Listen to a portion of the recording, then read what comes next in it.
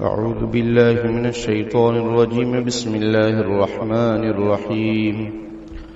أرأيت الذي يكذب بالدين فذلك الذي يدع اليتيم ولا يحض على طعام المسكين فويل للمصلين الذين هم عن صلاتهم ساهون الذين هم يراءون ويمنعون الماعون. سورۃ الماعون مکیہ. سورۃ الماعون کے بارے میں کل بات آئی آپ کے سامنے کہ یہ پوری کی پوری سورت مکے میں نازل ہوئی، ہجرت سے پہلے نازل ہوئی، یہ بھی مفسرین کا کہنا ہے. اور بعض مفسرین کا یہ کہنا ہے کہ شروع کی 3 آیتیں مکے میں نازل ہوئی تھیں، بقیہ جو 4 آیتیں ہیں وہ مدینے میں نازل ہوئیں، اس لیے کہ وہ منافقین کے بارے میں ہے اور منافقین مکے میں نہیں تھے. سوال یہ ہے کہ منافق کسے کہتے ہیں؟ اس کا جواب یہ ہے کہ منافق وہ شخص ہوتا ہے وَإِذَا لَقُوا الَّذِينَ آمَنُوا قَالُوا آمَنَّا وَإِذَا خَلَوْا إِلَى شَيَاطِينِهِمْ قَالُوا إِنَّا مَعَكُمْ، کہ جب وہ مومنین سے ملتا ہے تو کہتا ہے کہ ہم ایمان والے ہیں، ہم تمہارے ساتھ ہیں، ہم بھی مومن ہیں. اور جب وہ اپنے سرگنوں سے اور اپنے سرداروں سے اور کفار و مشرکین سے جب وہ ملتا ہے تو کہتا ہے کہ ہم تمہارے ساتھ ہیں اور ہم تو ایمان والوں کا صرف مذاق بناتے ہیں. قرآن نے اس کو ذکر کیا ہے پہلے پارے میں. شروع میں پہلا پارہ جو شروع ہوتا ہے الف لام میم کے بعد تو پہلے مومنین کے صفات ذکر کیے گئے ہیں، پھر کافرین کا تذکرہ کیا گیا ہے. ان الذين كفروا سواء عليهم انذرتهم ام لم تنذرهم لا يؤمنون سے کافرین کا ذکر کیا گیا ہے. پھر ومن الناس من يقول آمنا بالله وباليوم الاخر وما هم بمؤمنين، کہ کچھ لوگ وہ ہیں جو کہتے ہیں کہ ہم اللہ پر ایمان لائے، قیامت پر ایمان لائے، حالانکہ وہ مومن نہیں ہیں. فی قلوبهم مرض، ان کے دلوں میں بیماری ہے. فزادهم الله مرضا، اللہ ان کی بیماری کو بڑھاتا ہے. وَلَهُمْ عَذَابٌ عَلِيمٌ، ان کے لیے دردناک عذاب ہے کیونکہ وہ دھوکہ دے رہے ہیں. ان المنافقین فی الدرک الاسفل من النار، بے شک منافقین جہنم میں سب سے نچلے طبقے میں ہوں گے، کافرین سے بھی نیچے ہوں گے. کیوں؟ کافرین تو کھلم کھلا کفر کرتے ہیں، آدمی کو پتا ہے کہ یہ آدمی اسلام میں نہیں ہے اور یہ اسلام کا دشمن ہے کھلم کھلا. لیکن منافقین وہ آپ کے ساتھ بھی ہیں، ان کے ساتھ بھی ہیں، ادھر بھی ہیں ادھر بھی ہیں، تو اس میں دھوکہ بہت بڑا ہوتا ہے. سمجھ میں بڑا دھوکہ دے رہے ہیں تو بڑا عذاب بھی ان کو ملے گا. تو منافق کسے کہتے ہیں سمجھ میں آ گیا ہوگا. ان کی علامتیں بھی بیان کی ہیں نبی اکرم صلی اللہ علیہ وسلم نے. آیت المنافق ثلاث، کہ منافق کی 3 نشانیاں رسول اللہ نے بیان فرمائی. اذا حدث کذب، جب بات کرتا ہے جھوٹ بولتا ہے، جب بات کرے گا جھوٹ بولے گا. سمجھ میں آئی بات؟ اور وَإِذَا وَعَدَ خَلَفَ، جب کوئی وعدہ کرتا ہے تو وعدہ خلافی کرتا ہے. وَإِذَا تُؤْمِنَ خَانَ، اور اگر اس کے پاس کوئی امانت رکھی جائے. اب وہ امانت 2 طرح کی ہیں، ایک تو جیسے مالی پیسہ ویسا کچھ رکھ دیا گیا، سونا چاندی رکھ دیا گیا تو اس میں خیانت کرتا ہے. اور المجالس بالامانہ، حدیث شریف میں یہ بھی کہا گیا ہے کہ مجلسیں جو ہوتی ہیں وہ آپس میں امانت کی ہوتی ہیں، یعنی اس میں جو باتیں ہوتی ہیں وہ امانت والی ہیں. اب یہ باتوں کو سنتا ہے اور شیئر کرتا ہے، کیونکہ یہ شیئر ہے، اسی میں شیئر ہے اور اسی میں معاشرہ شیئر بنا ہوا ہے، شیئر کرنے میں ہی.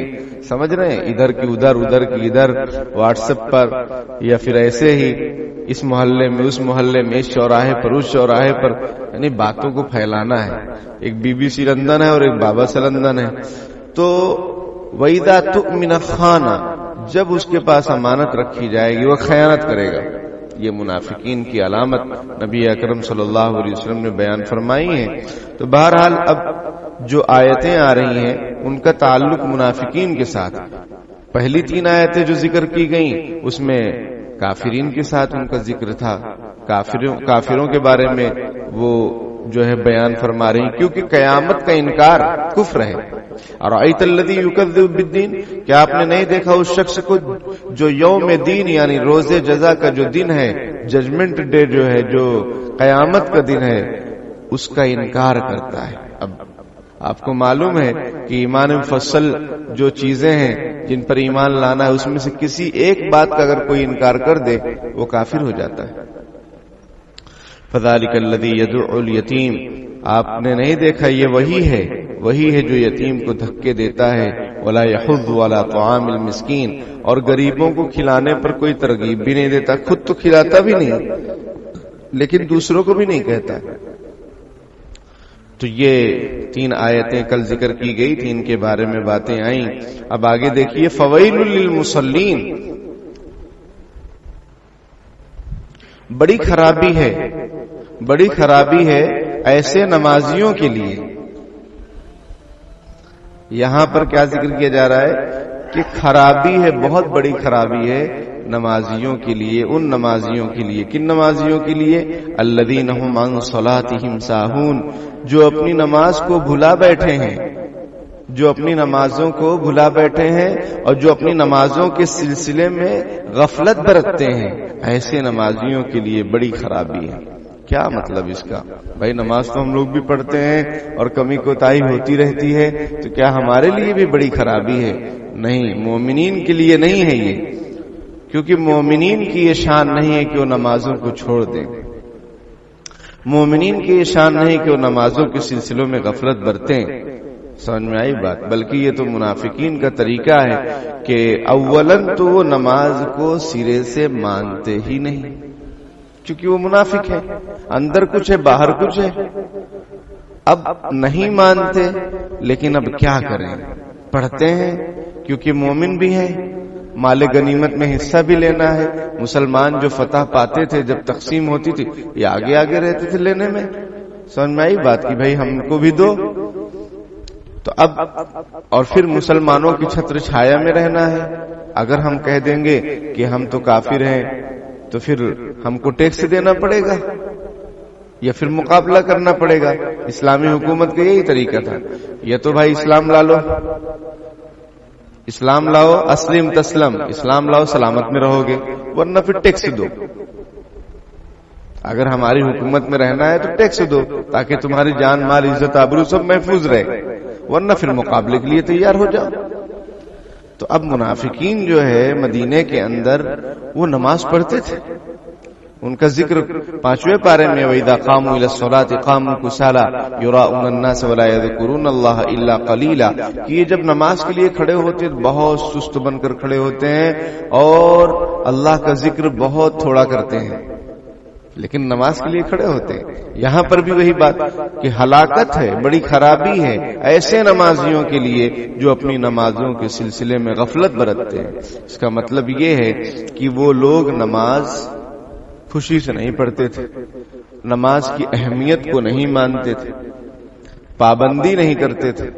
کوئی دیکھ رہا ہے، الذین ھم یراؤون، جو دکھلاوا کرتے تھے کہ جب نماز پڑھتے تو دکھلاوا کرتے، مطلب کہ اب لوگوں کے بیچ میں ہیں تو چلو پڑھ لیتے ہیں، اور اکیلے ہیں تو نہیں پڑھتے تھے، کوئی دیکھنے والا ہے نہیں، چھوڑو بھائی۔ سمجھ میں آئی بات؟ کیونکہ یہ مومنین کے بارے میں نہیں، یہ منافقین کے بارے میں، کیونکہ مومنین تو نماز کو نہیں چھوڑتے ہیں، اور مومنین کی بڑی تعریف کی گئی ہے، قد افلح المؤمنون، کہ مومن وہی ہیں، یعنی مومنین کامیاب ہو گئے۔ لیکن کون سے مومنین کامیاب ہو گئے؟ الذین هم فی صلاتهم خاشعون، جو اپنی نمازوں میں خشوع خضوع اختیار کرنے والے ہیں۔ نماز تو پڑھتے ہیں لیکن دل لگا کر نماز پڑھتے ہیں، سستی کی حالت میں نہیں پڑھتے۔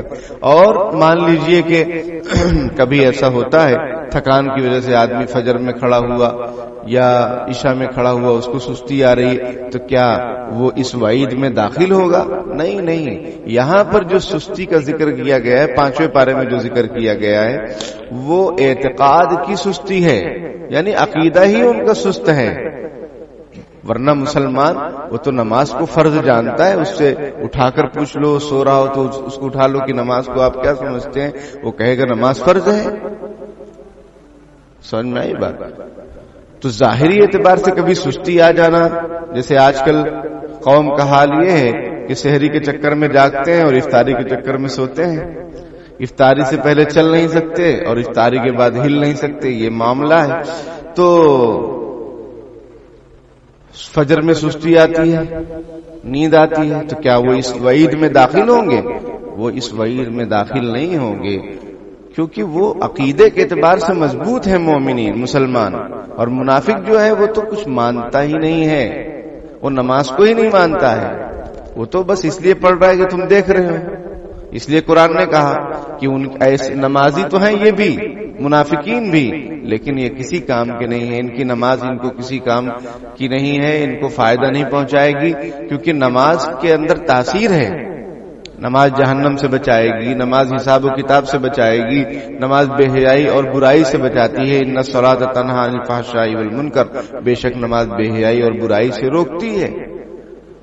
تو نماز کی تاثیر ان کو فائدہ کیوں نہیں ہو رہا؟ اس لیے کہ وہ نماز کو ہی نہیں مانتے ہیں.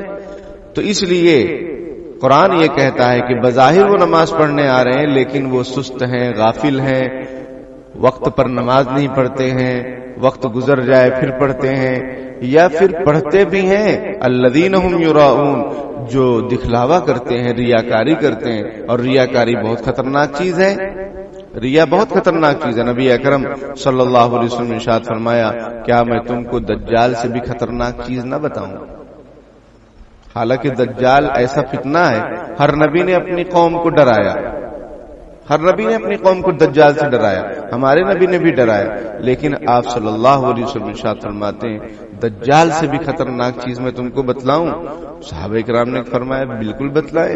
حضور اکرم صلی اللہ علیہ وسلم نے ارشاد فرمایا کہ وہ ہے چھوٹا شرک، الریاء شرک الخفی، کہ ریاکاری ہے اور ریاکاری چھوٹا شرک ہے، پوشیدہ شرک ہے، چھوٹا شرک نہیں ہے بلکہ پوشیدہ شرک ہے.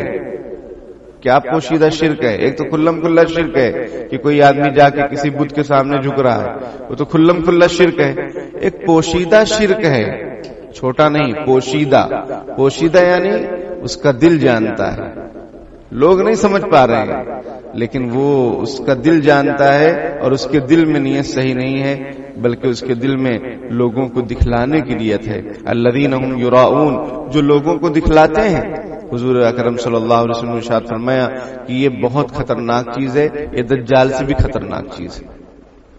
قیامت کے دن اعلان ہوگا کہ جو اللہ کے لیے عبادت کرتے تھے ان کو تو بدلہ یہاں اللہ کے پاس ملے گا، جو اللہ کے علامہ کی عبادت کرتے تھے، اللہ کے علامہ کے لیے، کسی اور کے لیے، کسی اور کو دکھلانے کے لیے. شیخ شاہ عبد العزیز محدث دہلوی رحمۃ اللہ علیہ فرماتے ہیں کہ ریاکار یہ شرک سے بھی ایک قدم آگے ہے، یہ مشرک سے بھی ایک قدم آگے ہے. مشرک تو چلو بھائی اللہ کو نہیں مان رہا ہے، شریک کر رہا ہے، دنیا دیکھ رہی، لیکن یہ ریاکار جو ہے یہ اللہ کو مان رہا ہے لیکن کسی اور کو دکھلا رہا ہے. آپ صلی اللہ علیہ وسلم نے ارشاد فرمایا کہ ریاکاری یہ ہے کہ آدمی نماز پڑھ رہا ہے، اس نے محسوس کیا کہ کوئی اس کو دیکھ رہا ہے، اب نماز کو اس نے سنوارنا شروع کر دیا. سنوارنا مطلب پہلے چھوٹی سورت پڑھنے والا تھا، اب تھوڑا لمبی لمبی سورت پڑھ رہا ہے کہ ایک آدمی اس کو دیکھ رہا ہے تاکہ وہ اس کو بڑا نمازی سمجھے. تو حضور نے فرمایا کہ یہ ریاکاری ہے، یہ دکھلاوا ہے. ہاں آپ عبادت کر رہے تو کوئی آ کر دیکھ لیا، کوئی مسئلہ نہیں، کیونکہ آپ کی نیت ریاکاری کی نہیں تھی، آپ تو اللہ کے لیے عبادت کر رہے تھے. اب کسی نے دیکھ لیا. حضرت ابو ہریرہ رضی اللہ تعالیٰ نے پوچھا کہ اللہ کے رسول کوئی اپنا اکیلے کمرے میں نماز پڑھ رہا ہو، مسجد میں اکیلے نماز پڑھ رہا ہو، اب کوئی آ کر دیکھ لے تو دل میں اپنے آتا ہے کہ یار انہوں نے دیکھ لیا.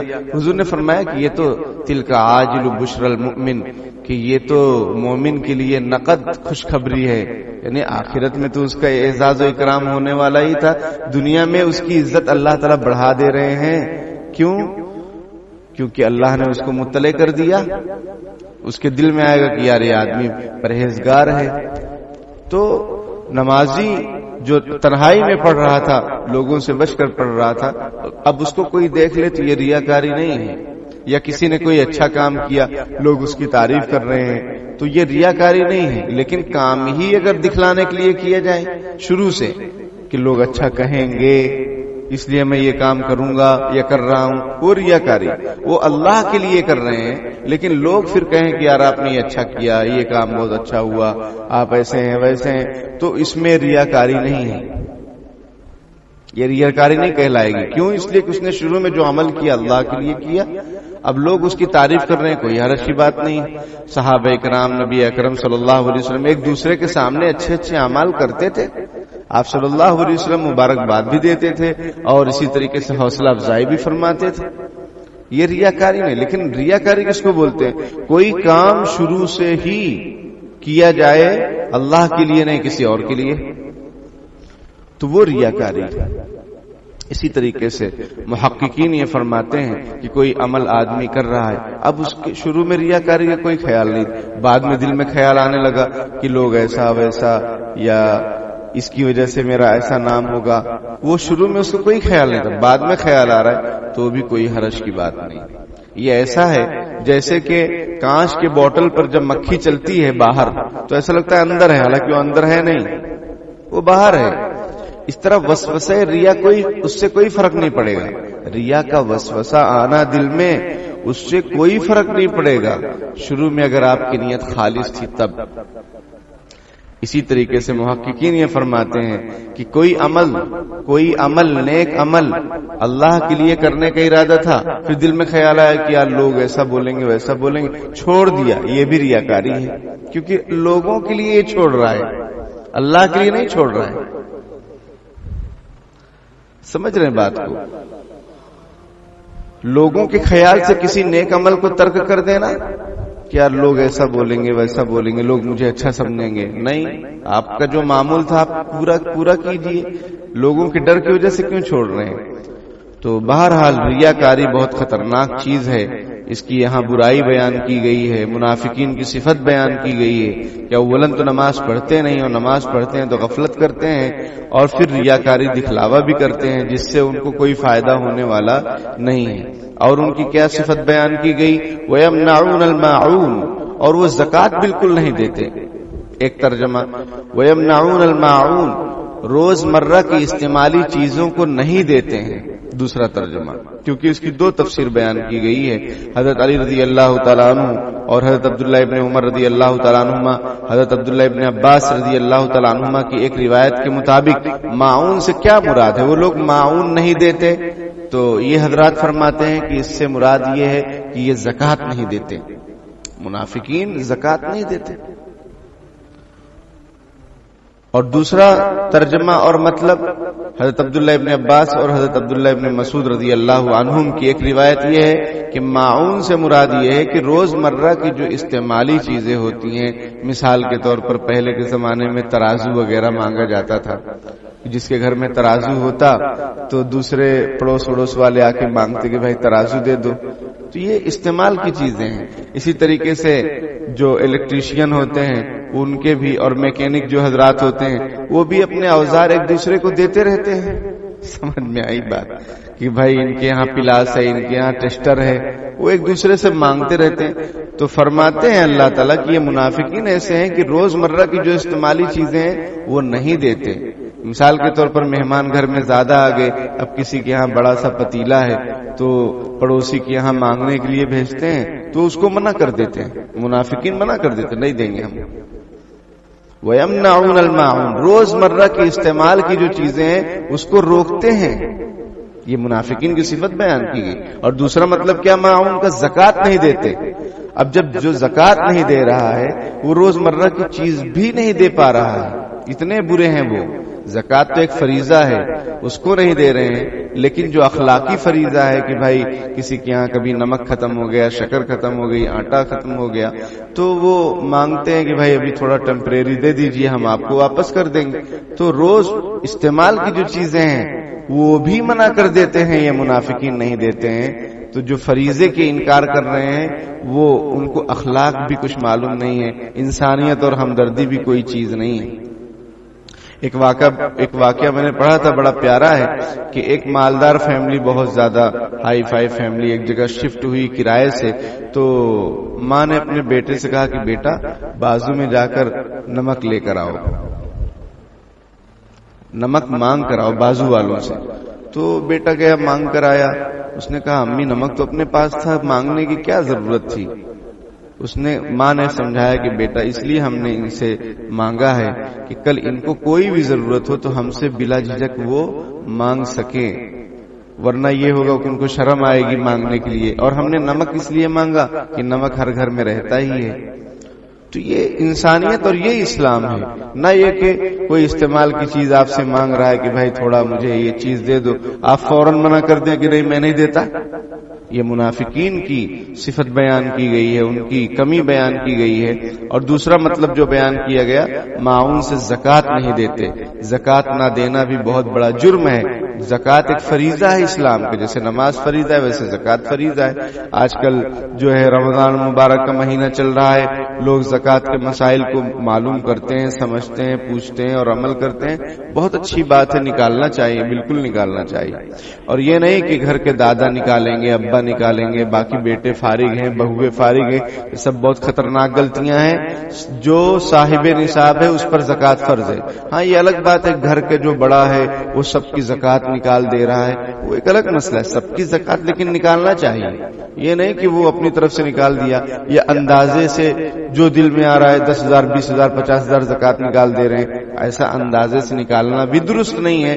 آپ کے پاس کتنی مالیت ہے, کتنا زیور ہے, کتنا پیسہ ہے, کتنا پراپرٹی بیچنے کے لیے آپ نے نکالی ہے, جس کو شریعت کی نظر میں مال تجارت بولتے ہیں, اس کی بھی آج کی ویلیو کے حساب سے 2.5% زکوٰۃ نکالنا فرض ہے. تو یہ سب تمام چیزوں کو حساب کتاب کر کے پھر زکوٰۃ نکالنا چاہیے, الل ٹپ نہیں نکالنا چاہیے. بہرحال اس صورت کے اندر منافقین کی صفاتوں کو ذکر کیا گیا.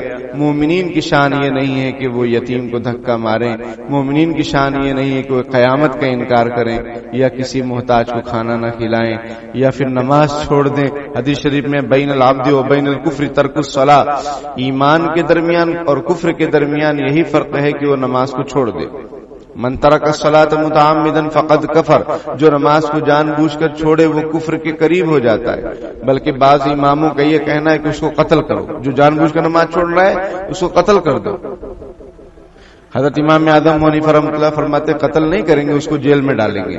حاکم وقت کیا کرے گا, جیل میں ڈالے گا کہ بھائی یہ نماز کیوں چھوڑ رہا ہے.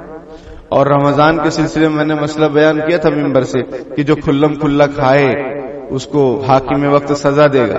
میں نے کل پڑھا اس میں سزا نہیں ہے, قتل ہے, یعنی اس کو قتل کر دیا جائے تاکہ دوسروں کی ہمت نہ ہو کہ وہ کھلم کھلا رمضان میں کھائیں پیئیں. یہ اسلامی اگر حکومت ہو تو یہ سب جو ہے واردات ہیں اور یہ سب اس کی کانسٹیٹیوشن ہے. اللہ تعالیٰ جو ہے عمل کرنے کی توفیق عطا فرمائے اور ایمان اور اعمال پر جمنے کی توفیق عطا فرمائے. منافقین کی اور کافرین کی جو عادتیں ہیں اللہ تعالیٰ میری اور آپ کی پوری امت مسلمہ کی حفاظت فرمائے ان عادتوں سے. آمین. وآخر دعوانا الحمدللہ رب العالمین.